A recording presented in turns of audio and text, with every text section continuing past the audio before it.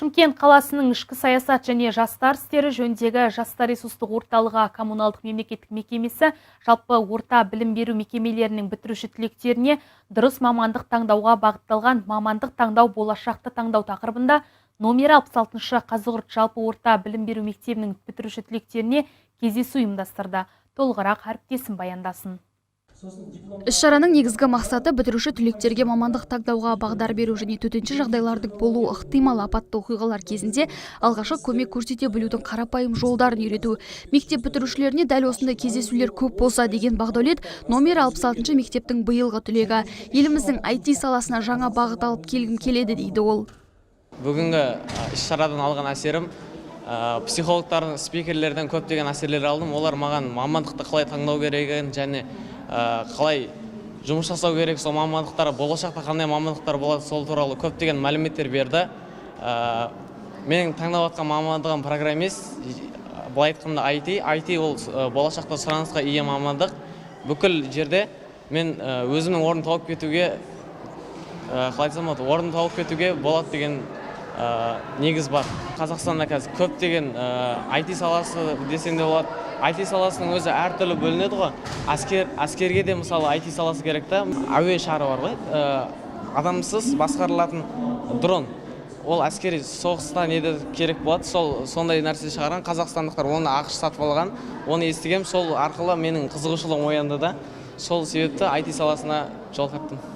Кездесуге жастар ресурстық орталығы коммуналдық мемлекеттік мекемесінің басшысы Заманбек Орынбеков, психолог, гештальт-терапевт, Қазақстан психологтар бірлестігінің мүшесі Салтанат Асанова және Әлем мектебінің директоры, педагог-психолог Алтынбек Боранбек қатысты. Алтынбек мырза өзінің арнайы дайындап келген слайд арқылы қазіргі уақытта сұранысқа ие мамандықтар тізімі мен алдағы жылдары қажеттілігі көп салаларды атап түсіндірді.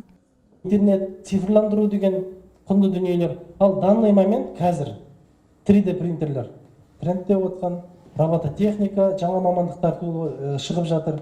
Сосын жасанды интеллект. Сириямен сөйлесетіндер бар ма? Алисамен, бар арамызда. Мен өзім сөйлесем. Сирия маған бүгін ауа райын айтып берсе, ол жақсылап айтып береді.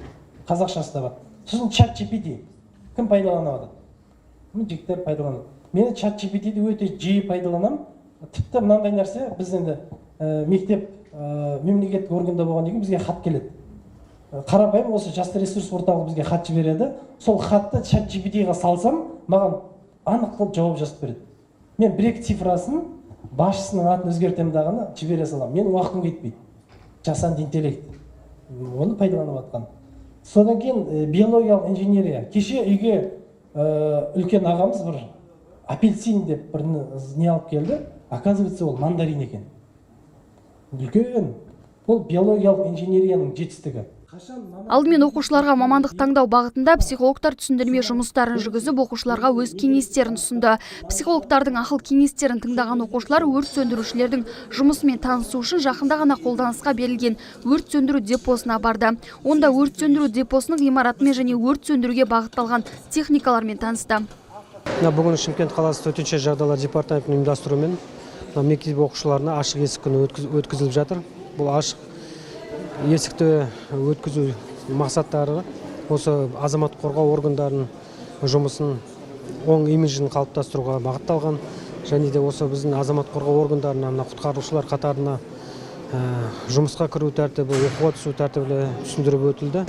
Және де осы іс-шараны бүгін біз пайдаланып, қаладағы Шымкент қаласы жастар ресурстар орталығы мен Шымкент қаласы төтенше жағдайлар департаменті меморандумға қол қойдық. Өзара бұндай меморандумдар бізде осыдан алдында болған. Ол меморандумдар төтенше жағдайларды жою, алдын алуға бағытталған болса, бүгінгі меморандум жастардың арасында Қазақстан өзінің еліне құрметтейтін, адал қызмет ететін, және де қоғам алдында, мемлекет алдында жауапкершілігі терең жастарды тәрбиелеу мақсатында меморандумға қол қойылып отыр.